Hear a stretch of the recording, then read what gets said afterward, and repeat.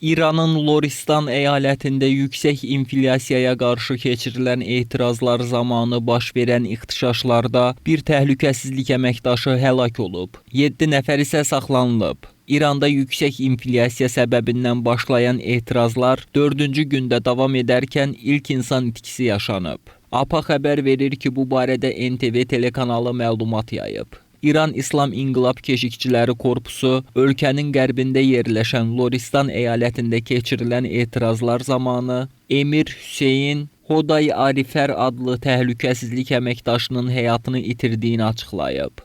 Etirazları zorakılığa sürükləməkdə ittiham olunan 7 nəfər saxlanılıb. İranda etirazları zorakılığa çevirməyə cəhd etdikləri iddia edilən 7 nəfər təhlükəsizlik qüvvələri tərəfindən saxlanılıb. Adının açıqlanmasını istəməyən mənbə, əməliyyat zamanı 100 ədəd qanunsuz silahın ələ keçirildiyini, həmçinin bu silahların ölkəyə daxil olmasını təmin edən şəxslərin də müəyyən edilərək saxlanıldığını bildirib.